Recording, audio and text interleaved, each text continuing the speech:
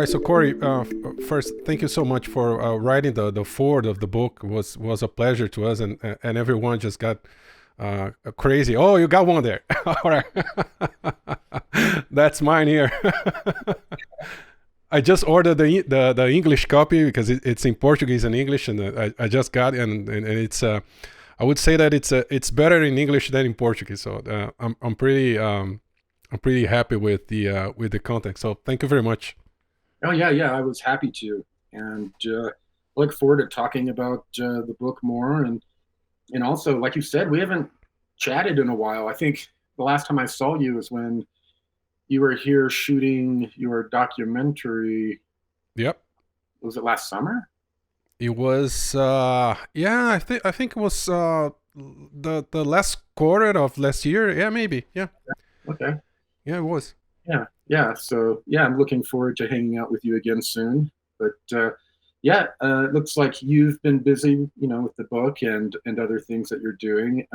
What else do you have going on? Oh, we have a lot, and so well, we are doing events in Brazil, of course, and in this United States for the first time in Orlando. So we are doing an event there in late April, and we are going to Portugal. So we've been being very busy, and we launched the SOS. They're taking us, and it's just great, the repercussion. So people are just getting the idea that we put on the book, that it's quite different of the narrative that you can find normally in basically all languages all over the world. And I know that you are the one that have the same narrative that we have in the book. So just to give people the perspective of the abduction. So and we are writing other books. So I'm actually writing 3 books right now, and we have ready 4 children books. So we are writing books for children as well, me and Lyle, and it's just a great project. So we've been busy. What about you? Well, I've been, working a lot on, the games. Things have evolved quite a bit. I mean, right now, people, even though we're in a recession, people are spending a lot of money on games and developing games right now. So, we've got a lot moving on the video games that I wish we could discuss, but I just can't. But among that is that we're kind of creating a new subgenre that you might be interested in the video game world. They have things called visual novels, visual novel games, and they range from everything that, you click through them to just read a story, or they're interactive in different ways. And you could very easily take the stuff that the two of you are working on and present it in that type of format. It's really popular in a few large countries, but I think print media is going through a revolution right now. But definitely going to talk to you about that at a certain point. But some very exciting things going on. We're looking to we've got 3 games that we're developing that are looking really kick-ass. One game that's 50% completed. We just need to raise a little bit of money to get it completed. And it's going to be a really cool game, Liberation of Mars. And then we have all of these graphic novel ideas that we've transitioned over into visual novels. So we have a lot of excitement, and we're working to do some, smaller budget, $5-8 million and under films that are going to correlate with each of these visual novels and video games. And there are several platforms that are very interested in that. There's quite a bit of changes happening in the entertainment world. So that's kind of what we've been hyper focused on. And then also, working at Ascension with Mike Wiskowski, getting Ascension Works TV, to grow bigger and bigger. And he's done an amazing job. Debbie and the rest of our team have done a really good job. So yeah, we've been up to quite a bit as well.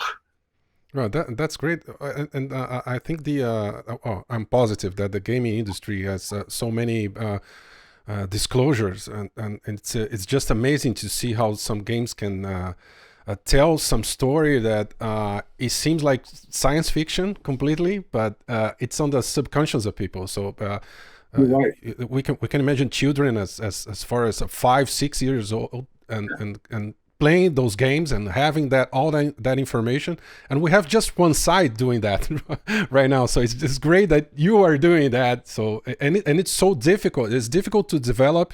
It's difficult to have the money to do it, to have the finance to do it, because it's expensive stuff, right? It is, and the universe has been very kind to us recently. There, you know, this, from the very beginning, when I started releasing my information, I said, this information is here to change the mass consciousness. Even people that watched my shows and read my information and didn't believe it, they were approaching it as entertainment. It was still affecting them in the mass consciousness. Yep. We were doing that on a pretty small scale, even though millions and millions of people saw our shows and our movies.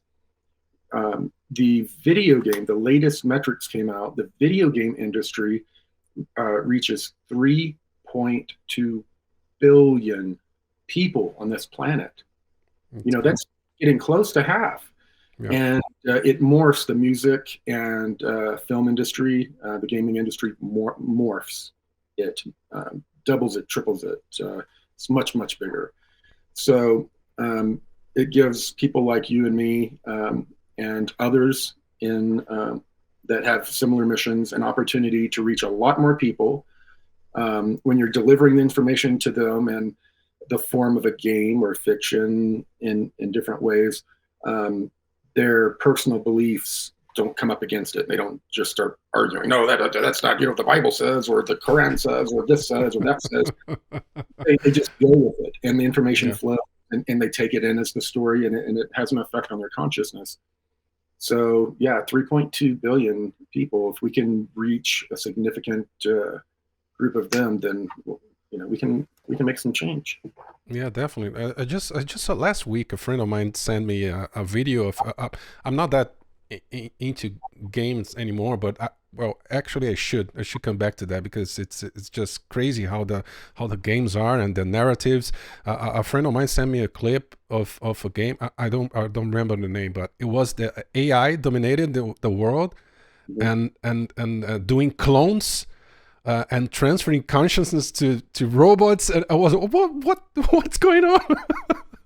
Yeah, it's something that is very interesting to note, and you should consider this with your work and other people who do content creation in this community. I know for a 100% fact that Hollywood writers, producers come to the community. They go to events. I've met some of them at some of these big events, like some big name people in the industry. They come looking for ideas. They'll come and like sit in David Wilcock or somebody else's presentation and take notes and be like, damn, that's a great narrative for this or that, or they watch our videos, and that's something that goes on quite a bit. So, it's great for seeding disclosure out there in a way. They always twist it, but that's one of the reasons why it's a good idea to protect your content, and vigilant of it, because Hollywood for a long time has been sucking this community dry for ideas for their fictional movies and games. So this has been going on for a long time. Yeah, it makes a lot of sense, and well, I'm actually doing the documentary that you mentioned, of course, by myself, and I should release it this year. But it's almost the same format that you did before with David Wilcock, and actually you had 2 documentaries, right? And have you thought about doing like a fiction movie, like a sci-fi movie or a TV series, but on the fiction side, not documentary? Have you thought about that? Yes, that's actually what we have in development. We have a live action television series that we have some pretty interesting names involved in, backing it, executive producers, and that sort of thing. And then the newest thing is that on each of our video games, I have over 20 video games, not including the visual novels, outlined, based on all of the stuff I've talked about. And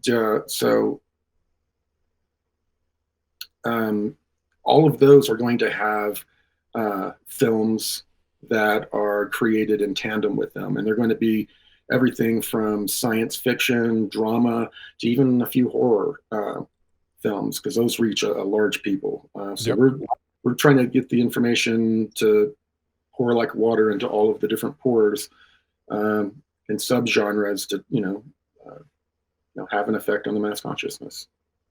Yeah, that's great. I have so many ideas. I when I released the Planetary Intervention, the book, and I thought, hey, this could be a movie, this could be a TV series, and now with the SOS, they're taking us the same thing. I said, hey, I can do a 10-year TV series from that. There's so many stories and the characters and everything. The people that I'm working with in the entertainment industry said, I've got 10, 20 years of content easily. They've never seen anyone that had so much content and such fine detailed content. So yeah, I mean, the opportunities are opening up. There are big changes happening in the entertainment industry. Yeah. We had some projects that looked like they were going to go through and would have already been in production and released with a major platform. And right as, the deals were starting to, or not deals, but right as everything was starting to work out, a merger occurred, and everyone we worked with were laid off and moved on to other places. So we, that type of thing is happening all over the place right now, with the streaming companies collapsing. A lot of the woke stuff has destroyed a lot of IPs, and the industry is really in flux right now. In the gaming industry and in the film industry, they're looking for new IPs, and the strongest new IPs could come from subculture and move into pop culture, and have an effect on the mass consciousness. So a lot of people that have stories like yours, there could be opportunity. I mean, right now, Hollywood has never been more open.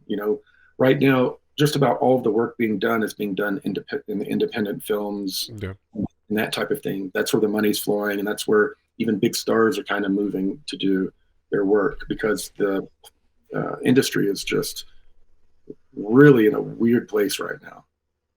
Yeah, and I was thinking, I don't think I know another one in the disclosure community that is doing what you're doing. So that's amazing. People think that, well, yes, it takes a lot of money. You have to talk to investors, you have to talk to producers.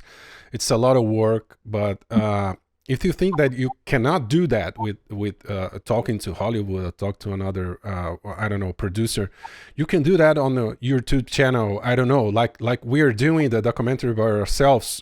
We are going to do a series, a YouTube series based on the SOS as well on our YouTube channel. So that's a start, right? We have to give the information different from the way that we are giving, not just on events, not just on lives, not just on the books, just target to the disclosure community, but we have to spread the message. People have to they have the urge to read about sci-fi. I think sci-fi is the #1 genre right now.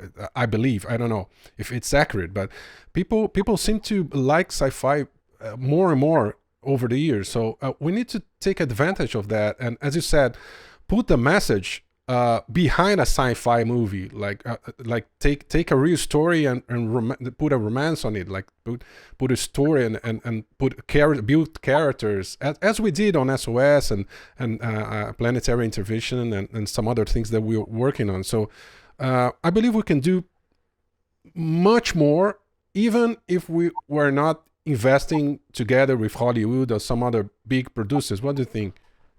Well, if you don't do it, one of these Hollywood scavengers will, because a lot of these guys have a lot of talent, but they're not creative. I mean, some of the people I worked with, they had a lot of talent, but they had no create. They were no creatives.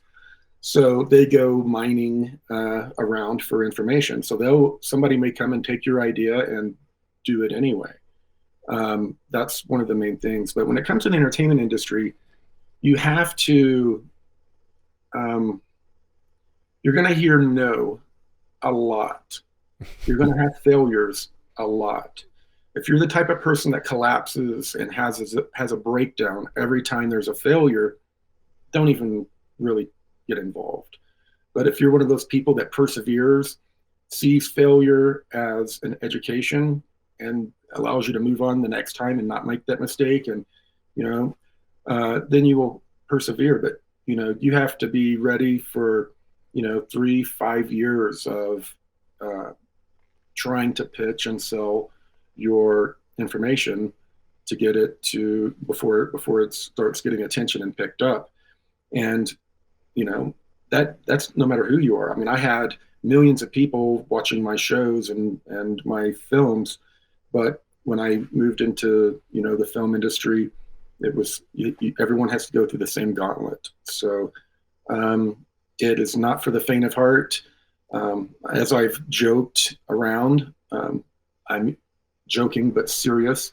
I've run into a lot more corruption and people doing black magic and all kinds of horrible, evil stuff to you, backstabbing within the UFO community than I have in Hollywood so far. But I think what's happened is I've learned a lot from the opportunists and kind of messed up people in this community that made our life so hell, to where we gained a lot of wisdom moving into the entertainment industry. Because when you were here last, I was like losing all my hair. It was all falling out from all the stress. And it's all I mean, I still have areas where it's growing back in, but everywhere it's growing back in, it's growing in white. And I just kind of take that to signify, to represent all of the wisdom I've gained over the last 5 to 8 years, from my experiences in this wacky community. Yeah, and we are actually me, Lyle, and other friends. We're actually going through a very similar process. It's and we talk among ourselves, and I talk on lives on our channel, saying that I never encounter a community so crazy. I don't know. People are just throwing things at each other and doing, as you said, black magic and other stuff that I never imagined before entering that community. I never imagined it existed. It even existed. So when I work for big enterprises, and I used to joke when I work at the Matrix, right? Yeah. I always thought, hey, I cannot see the day that I can get out of here, because this is just the jungle. This is crazy. People are trying to get some other people jobs, and when I left the company, I said, oh, what a relief. Now I'm going to join the spiritual community, and everyone's just kumbaya and just so awakened, and people are going to help each other, and we are going to grow together. Oh my God, so naive. I suffered from that same naivete. Yeah, it's crazy. I have met some of the most beautiful, heartfelt people in this community, and about 60. Sadly, only about 60%, maybe up to 60% of the people are the really good-hearted people. Yep. 40% are people that, God bless them, are mentally ill or opportunists, and they've screwed everything up for everyone else. And I know we've spoken. I thought, I'm like, Fabio, is this an American phenomenon? Is it only happening in America, where all of the light workers are stabbing each other in the back and tearing each other down and stealing each other's work and twisting it and all of that? You're like, oh no, it's happening down here too. And I'm like, so it's global. Yeah, humans are humans, no matter what the mask they wear. Yeah.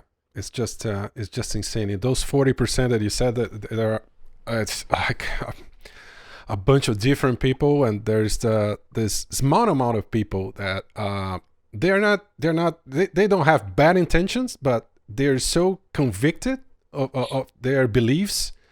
Yeah, They just they are not open to listen to anything new. But their I their don't. Sorry. their truth. Yeah, they are truth. Yeah, of course, and just and they are not open to listen to something new, even for questioning. But that's not the worst problem. The worst problem is they go to your channel just to badmouth you, just to try to defend their idea. And I was thinking, this is just, I'm not going to their house. I'm not going to their profile on the internet and say, hey, you have to believe me.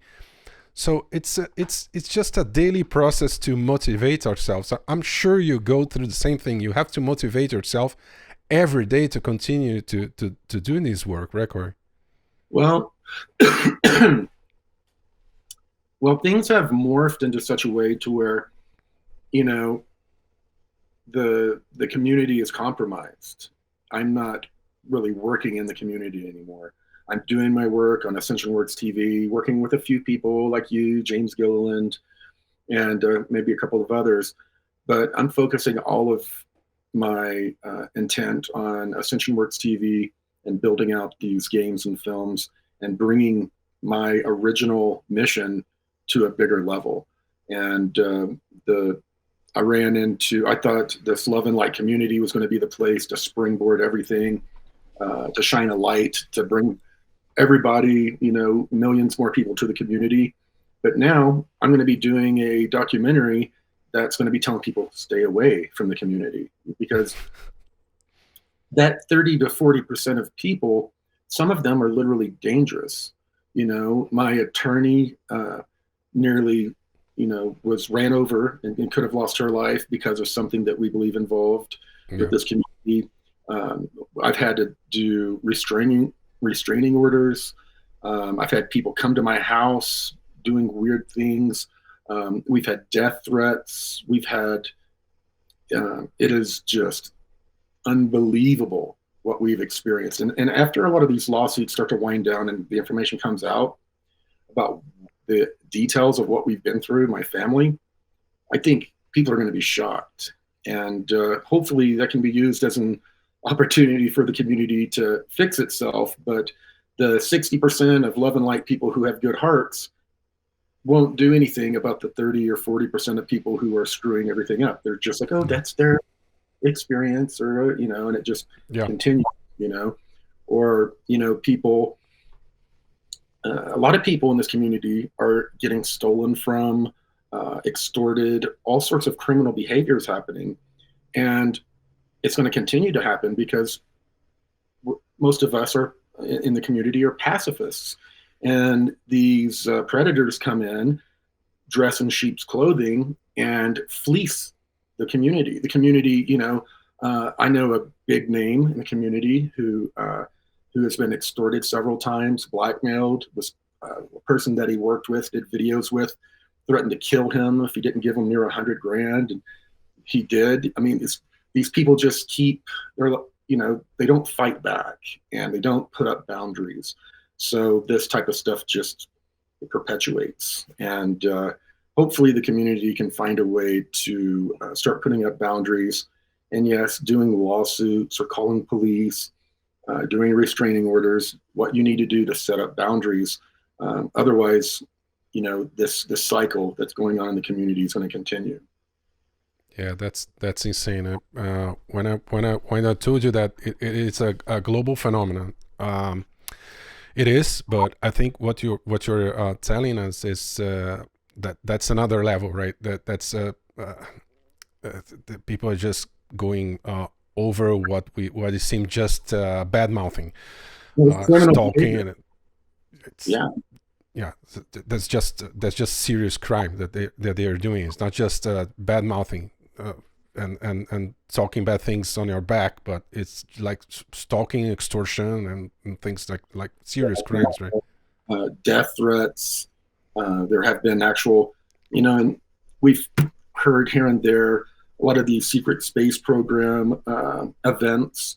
These people do drugs, they drink, and they party, and sexual exploits happen. And there's been a few things I've heard here and there that have been covered up, and it's just eventually they're not going to be able to quiet these people, and they're going to get sued, and all of the it's all coming to a head, and a lot of the bad actors and LARPs and fakes are creating an environment that's really not sustainable, and it further puts a black eye on the SSP information and this community in general. Yeah, but that's good that you're just coming out of it, and you're not inserted on that community anymore and doing your own thing. And if people just consume your products, like the movie and the documentary and TV shows as science fiction, that's okay. As you said, it's on their subconscious. I have an example here. I launched a book. Unfortunately, it's just in Portuguese, but I will translate definitely that book to English. It's well, on a free translation. It's the Human Manual, the name of the book, but it's like it's written as the idea is to have a manual to be a human on Earth, but that's just the idea. But the story is completely 100% fiction, but based on ascension theories and concepts. It's like a soul that comes from Maldek to Earth to experience here, and then he has to come back and do the ascension process here on Earth from various incarnations. So I wrote it's 100% fiction, but it's based on some ascension concepts, and people just love it. I put it for free on the website. It's for free. I'm not selling the book, and people just they get crazy when they read, because it's you get involved in the story. It's not like my first book. It's the answer for everything. It's just it's very it's like a school book. It's like a study book. So you have to study like the science, and you have to study some other things, and this book is 100% fiction, and people just got involved, and I tell people you can read it as a science fiction, no problem. Like SOS, they're taking us. You can read it as a science fiction. It's an entertaining book. You're going to people, when they start reading, they just can't finish it. It's just you see it one time and you're going to read the whole book, because it's you have the illustrations that they are just crazy. There's amazing illustrations. Yeah, that's wow. It's just amazing. It's just amazing. So you read a book from cover to back. You can read it as a science fiction. No matter. No, it doesn't matter. The thing is, the concepts, they're going to be on a subconscious. So that's what I'm aiming for, right? And that's what you're doing with the gaming industry, entertainment industry. Yeah, it's just crazy. Tiago is the illustrator, and the guy is just crazy really talent. He could work with you in doing your visual novels if you do them. Yeah, that's true. That's true. Yeah. That's true, and I know what makes me what's crazy in our story is like when we are telling a story and people are reading as a science fiction, like SOS, but it isn't. SOS, it's not science fiction. That's my life story. That's Lyle's life story. And when you do things related to the SSP, and your story is not 100% science fiction, it's your story. So it makes more realistic. I'm not sure if I'm giving the right message, but that's what I'm saying. When you watch a 100% science fiction movie, you can if it's a good writer, you can relate to that. But many times you watch those movies and say, that's not, no, I'm not buying it. But this is based on a true story, so that's what makes it more interesting. Some of your personal experiences are in this book, or yeah, mine and Lyle. Yeah, both of us. We didn't intend to write like Fabio and Lyle on the book, so people would identify, oh, this is Fabio, this is Lyle. So we just merge our experiences in one character, and people don't know if it's me or him. like a strategy, right? So Yeah. it's more interesting for us at this moment not to reveal what is me, what is him, but it's based on our life story.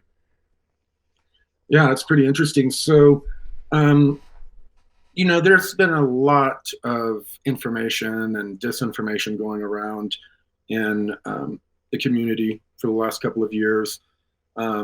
One of the big ones was that the great aliens had been defeated and kicked out of our solar system, and that abductions were no longer occurring. And during when all of that crap was coming out, it's not true. Uh, I was being contacted by so many abductees that are saying this, it's happening more, it's picking up, it hasn't stopped, it's not slowing Yes. down, Yes. and have you know, is it picking up, or has It it is. gone away? What is it, your experience and the people that you know who have had abduction experiences, what is the status? Yeah, we have the same experience. Like it is picking up. It's definitely not stopped. I'm 100% sure. We since we launched SOS first in Portuguese, then in English, people are writing to us as crazy with their experience, and it's not like just childhood experiences, just like last month's experience, so last week's experience, like last night experiences, and we are receiving more and more emails each day about those experiences, and we just relate to them so much because it's what we've been through. Like, I can tell a story. I cannot tell 100% what is happening with me and Lael, but I can tell a story that we were abducted together um, last June last year. That the story you told me, it was like a month after it happened when we met. Yeah, yeah, Oh, that's the story I told you in person. Yeah, sure. Yeah. it's just a horrible story, and we got abducted 2 nights in a row by the grace. And the first night I completely black out. I just remember that I was taking like the next day or so.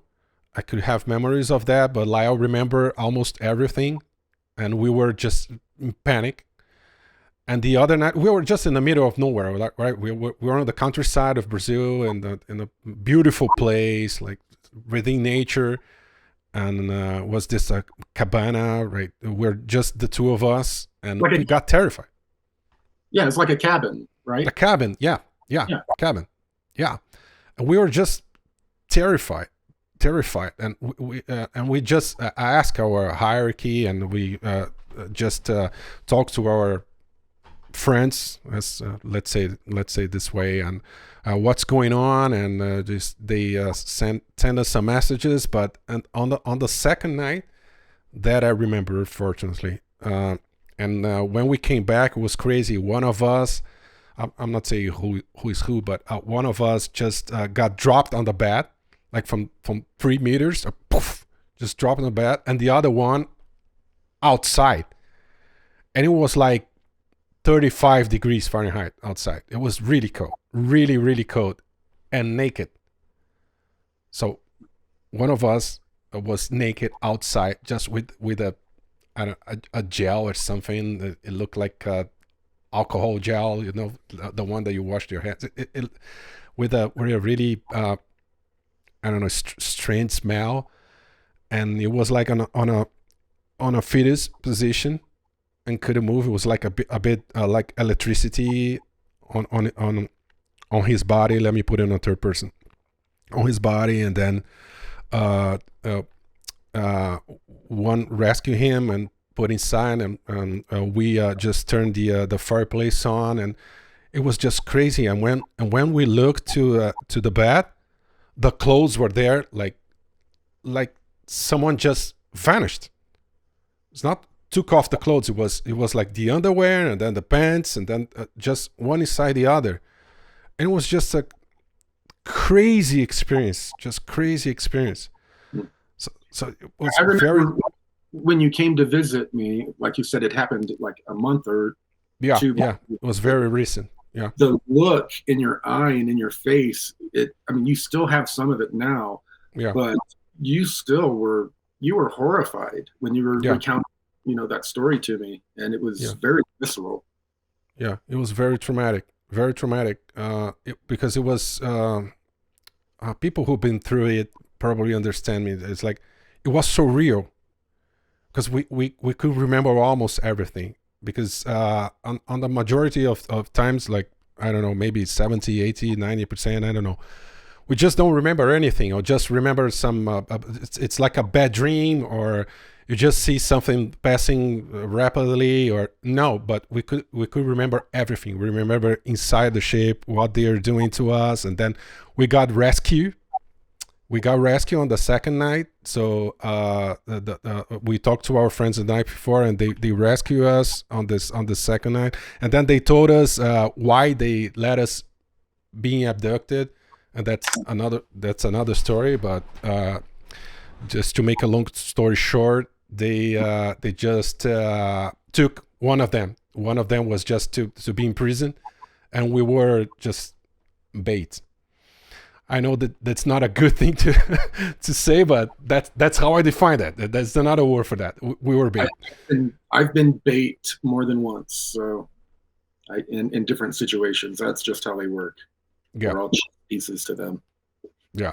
So we were bait, but well, So, without getting into any horrible details, are there any details in this book about the ships, the examinations, the information that you gleaned yes. in this process that you would want to share? Yes, we definitely tell a lot of stories in this book.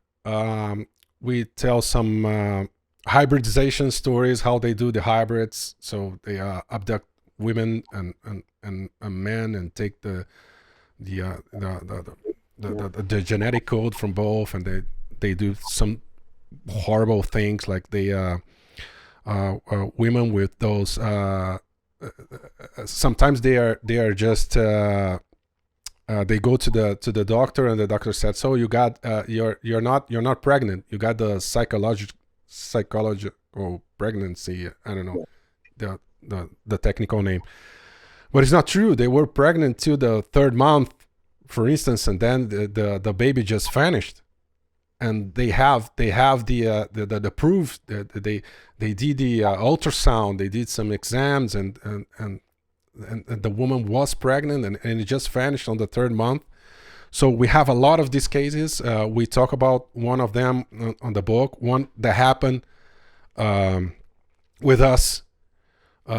We were a victim of this hybridization, and we talk about that on the book and how they did that and how they replaced the fetus for at some point with one of them.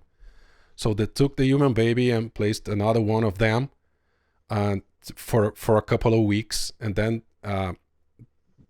we were told that that's to gather DNA information. Not sure, and they just took everything out, and then the mother just lost the baby, and it's just Take a crazy. second. That's how a baby gets its immune system. It gets it from the mother when Yeah, it's in the womb, and a lot of other things like that happens. So um, maybe to acclimate them to some of the uh, viruses and diseases that they would have to yeah. deal with um, interacting with humans, maybe that uh, is one of the benefits of why they do it. It's to help them build that immune system and to maybe gather other genetic traits in the process. Yeah, that makes a lot of sense, and sometimes we heard and we saw sometimes they after the baby is born, they do not intend to put the parents together with the babies anymore. So they separate them usually, but we saw that sometimes they breastfeed the baby with the real mother, and and I believe it's related to what you're talking about, the diseases and stuff, right? Yeah, same reasons I would believe. Yeah, so it's just Also, one of the things that failure to thrive in babies. One of the things that I heard early on is that the gray ETs didn't understand why a lot of their hybrids were dying, and they needed those hybrid babies needed to be held by the mother. And every once in a while, they would bring the mothers back to visit them and hold them and hug them. Yes. And that's when they started doing that. That's when they started having successful hybrid batches, I guess you would say. But Yes. a lot of these hybrid infants were dying from failure to thrive, or they were getting sociopathic kind of. They weren't blending well Yep. with our society. Yeah, it makes sense. And the book, instead of course, it's called SOS. They're taking us, and it has the abduction as the main point, but there's a story on the back that it's the story of humanity. It's the story why they're still here. It was your late question, like, is this ramping up? Are they still here? And that's the answer. Of course, they're still here. They still have the problem that they're trying to solve. So they have a breeding problem. They cannot replicate anymore. So they're studying us. They're studying the DNA. They're doing the hybrids so they can fix their bodies. So they are not they didn't achieve that yet. So they are here. They are ramping up because we are at the end of a cycle, right? And they have to ramp up. They are just crazy to do that before the end of the cycle. So I'm not seeing how this is not happening. I'm not sure if people who control the narrative is just spreading that it's not happening, so people don't freak out. That's just the reason that I can imagine. But I don't care. People have to know that. Yeah, I can't imagine either. I mean, one of the biggest things that I think most in the community who follow ufology don't realize is that the disclosure movement itself was created by people from the Rockefeller Initiative. Yep. So the Rockefellers brought in people to become influencers in the ufology field, and in doing so, control disclosure, what comes out, what narrative is gets attention. So the disclosure community, going back to Stephen Greer, Linda Moulton Howe, all of those old time people, they've been here to control disclosure, not bring it. That's my opinion from everything that I've seen and been told. But the disclosure movement itself is a highly controlled movement, and for you to get your information seen on a large scale, it can be very difficult. And I know you've gone through some of that. But yeah, it's a crazy field. Yeah, it is. It is very difficult to talk about those things, and when we talk about abductions, talking about the book and everything that we've been through since we launched the book early this year, is a lot of people from the UFO community in Brazil, in Portugal, came to us, and most of them, they don't believe what it's in there. They believe that they are all positive, that they are just here to help us, and I don't know. That's the most dangerous narrative of all. You know, there are people out there that are like, oh, I can't hear the bad stuff, the evil stuff. Let's just talk about the good stuff and we'll manifest it. Well, that type of thinking and zero discernment is what has caused the majority of ufology to be tricked by these tricksters, these blonde-haired, blue-eyed ET tricksters who have been presenting themselves as angels and enlightened ETs for thousands of years to us and manipulating us in our religions. And when they do introduce themselves en masse to us, a good part of the UFO community, instead of saying, are these good guys or bad? What should I think of these guys? They're going to be like, the angels, the blue hair, the ones that we've been hearing about, they're here, you know, and there's just, humans are so programmed in that way. And the ufology fringe fields have really adapted these blonde-haired, blue-eyed savior ETs that are going to come down and save us from ourselves. And it's really dominating the field right now.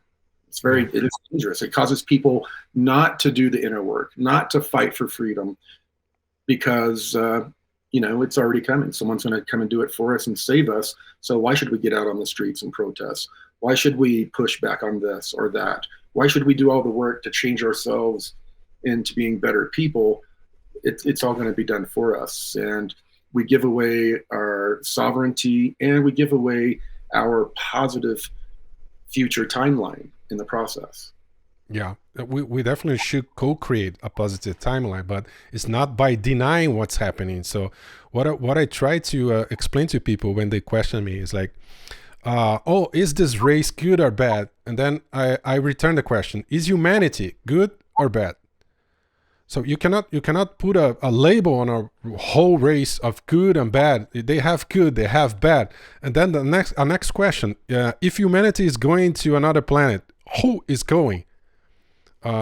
Is it the good? Is it the bad? Is it the scientists? Is it the religious? Who is going to another planet? So just think about it. And a third question is, people are just, why do they let us do that to ourselves, like abductions and other stuff? And then I gave back the questions like, how are we allowed to test like cosmetics on rabbits? How are we allowed to test some pills on rats and some other animals? So that's how this gray see us. I heard from one of them say, "You primates, you're nothing." I heard personally from one of them. I heard mentally, but it's not. Of course, it's mentally. You primates, you're nothing. It's just you're nothing to us. Well, the biggest thing that I hear is that humanity cannot decide that we have one foot in the animal kingdom and one foot in the civilized ascending world, and we can't decide. We can't make up our mind.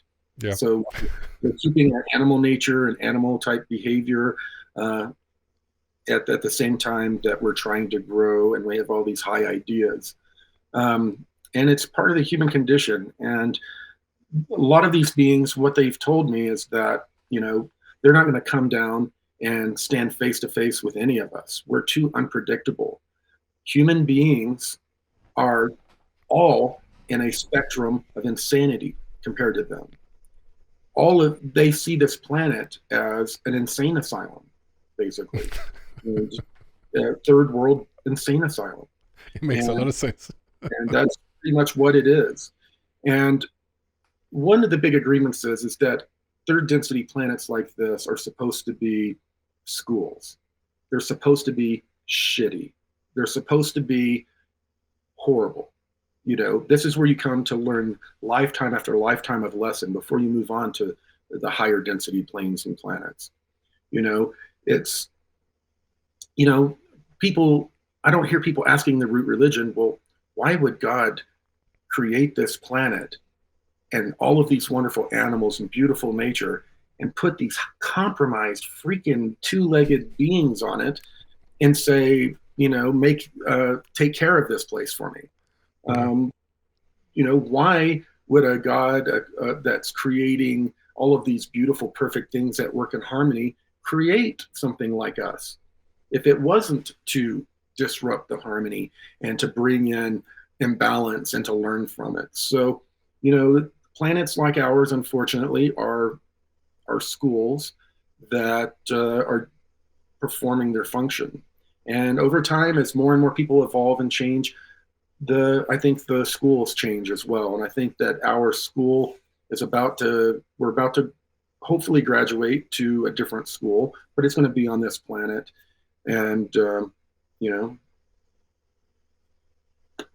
I don't know. I guess that's the end of my rant. Yeah, it is important to know our history and to know how we came to being that way, and what is behind the narrative of the SOS they're taking us is just that it's one of the many stories so we can realize how we came to the point that we are, and how humans were created, why they were were created, why they are messing with the DNA. It's just one of the stories, because the reason that we are abducted is that there are so many reasons, and you know better than I do. It's not just aliens that are abducting us, so it gets tricky. So we have humans abducting humans, and then it just gets darker and darker. But we are telling in this book just one of the many stories of abductions, and why they abduct us, and why they mess with our DNA, and why this is ramping up. It's not stopping anytime soon. And I agree. And one of the number one things that I've spoken with people in the programs and just in this community about people who are being abducted, how to make it stop. You know, can God make it stop? Can praying to this make it stop? Can putting this in the window make it stop? Yep. One of the things that's been consistent is nothing can make it stop. Yes. Nothing can make it stop. And that's sad. I wish I could report to somebody that, oh, if you just do this, and 3 Hail Marys and, you know, take an enema, you'll never be abducted again. It's not, you know, I think it's not like that. Yeah. Now, as someone who has had these experiences, I am contacted quite often with people asking, saying, I have these experiences. What should I do? When you realized you were having these experiences, how did you come to terms with it? And how are you dealing with it? And what would you recommend to other people who are realizing that they are going through these things? And what can they do to get on the path of understanding it more? Yeah, this is, as you said, this is a very difficult question, and even more difficult answer to give people, because it's so personal. The experience is so personal. How you react to that is so personal. So I believe that people, as you said, it's I don't know a way to make it stop, but we can make it difficult. We can make it more difficult. When we raise our consciousness, we raise our vibration, we do our inner work, and we protect our house, we protect ourselves in so many ways. We are not stopping it, but we are making it difficult, and we are making it easier for our hierarchy sometimes to make it not happen at that time, if you know what I mean. So I've been out of some abductions this way. So people need to seek help if they are mentally taken by it. They need to seek psychological help, and if you need medication, if you need, I don't know, you just go to a therapist, just go to the doctor. Not sure if it has some physical things with you, just take care of your physical, and just study, just go for information, and to see how this happened, why it's happening, and talk to other people who have been through this. So this is what I did.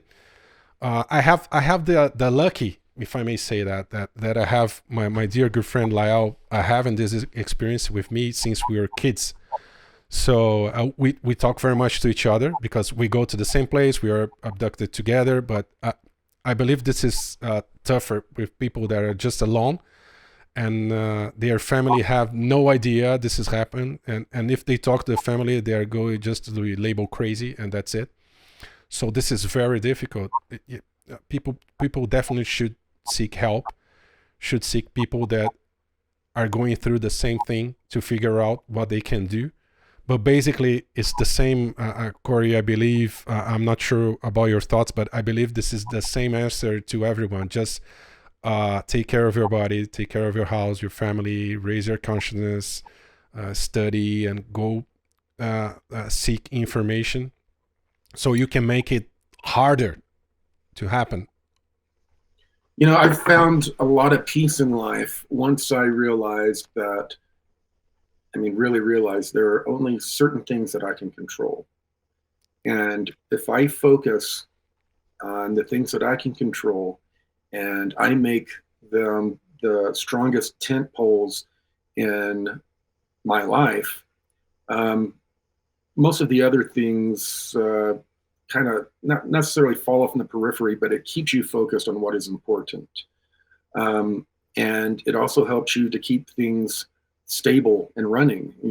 People, when you're going through abductions and these types of things, it affects you psychologically. Some people, it can put them in bed for days, Yes. freaking out. Yeah.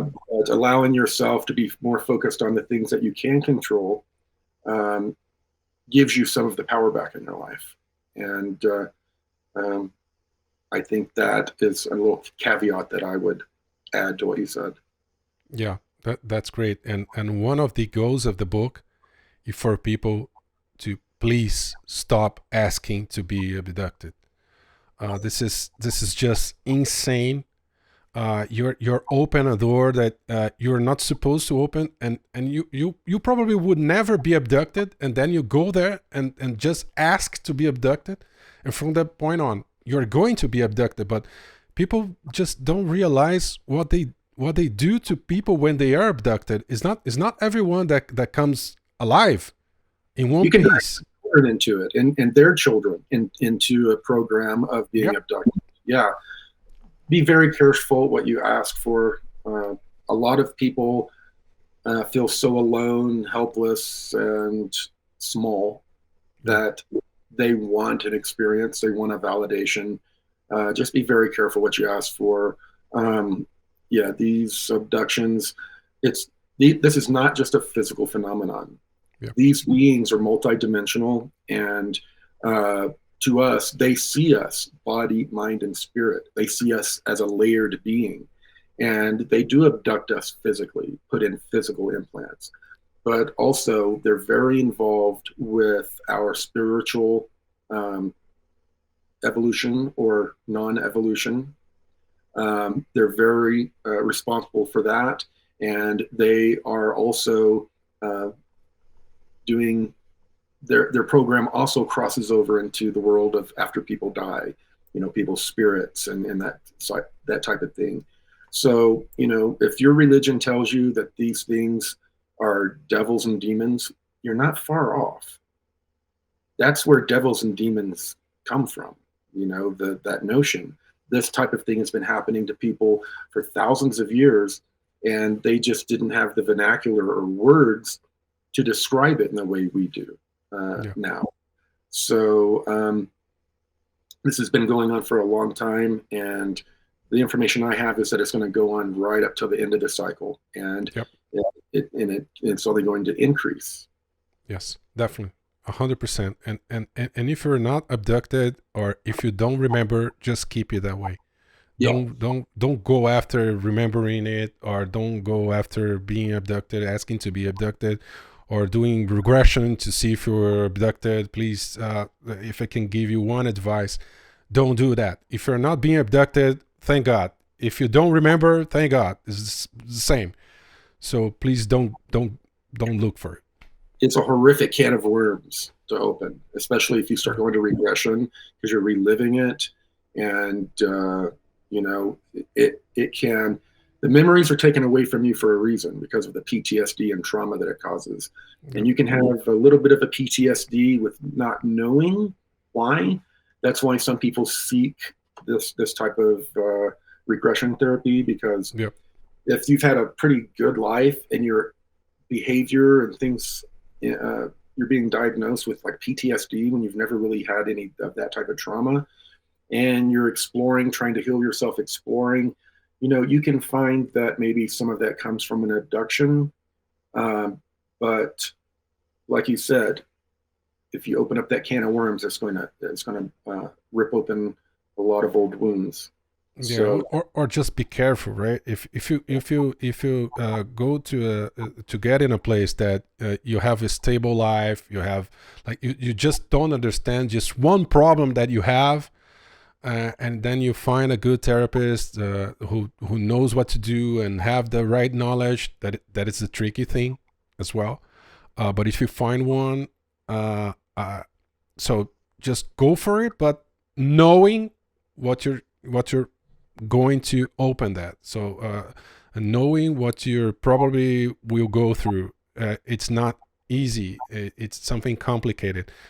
We're just releasing that information for several reasons, but one of the reasons, as you said, is that one of the main goals of the book is please stop asking to be abducted. That's one thing. The second thing, it's not stopping. It's happening more and more. Don't believe the narrative that it's not happening. So that's the two main things. The reason why we wrote this book, and also to be a first step to tell other things, and to tell people how why they are doing that, the DNA thing, and trying to solve their problem on replication and some other things. But two main things: don't ask to be abducted, and this is not stopping. This is happening more and more. Yeah, I couldn't agree more. I've heard this from many people, that that the abductions are ramping up and still happening. I've got to go here soon. Where can people find your book? Or any Amazon in the world. So if you're in the US, Amazon.com. If you're in France, Amazon.fr. If you're in Japan, Amazon.jp. So every Amazon in the world, you can find a book. And what websites do you have? I know you have your own little kind of platform you're building up, like we are. So people who are Portuguese speakers. Yep. A lot of people watch my information, and they may be very interested in what you have going on. Our channel in Portuguese is Educação Consciencial. So the website is educaçãoconsciencial.com.br, and in English is Ascension Wisdom. So it's ascensionwisdom.com. Okay, excellent. Yeah, and if anyone wants to follow my information, the graphic novels and books are mainly morphing into video games now. So the visual novels and the video games and the films, you can find out more at disclosurecomics.com. You can also follow me on LinkedIn under Corey Goode. I post a lot of information about what I'm doing. And of course, ascensionworks.tv. That's where we're doing the majority of our work, and we're sharing other people's work from the community. And it's a really great place to hang out and chat with people. We have our own social media there as well. Yeah, that's great. I think it's the first on, I'm not sure if it's the only disclosure social media, if I may call that. It's very interesting, very good initiative. Thank you. I appreciate it. Yeah, it's really picking up. The site is growing, and Mike has been working really hard, and he's got a new little boy. Him and Elizabeth do, so he's had his hands full recently. Yeah, his hands full, and I'm also going to drag him into working on some of this video game stuff soon. Nice. It's good to have a lot of work, and if it's disclosure work, even better. So we're definitely looking forward to seeing all those projects come to life and to hit the mass consciousness, because we definitely need it. We definitely do. The negative, the bad guys set up disclosure to control disclosure. The bad guys also set up the entertainment industry and media in general to control people. And if we can use those same tools to open people's minds and awaken them and send them on a different path, then that's mission accomplished. Perfect. So Corey, thank you very much for your time. It was a pleasure talking to you, and I hope to see you again soon. Yeah, I look forward to chatting with you again soon.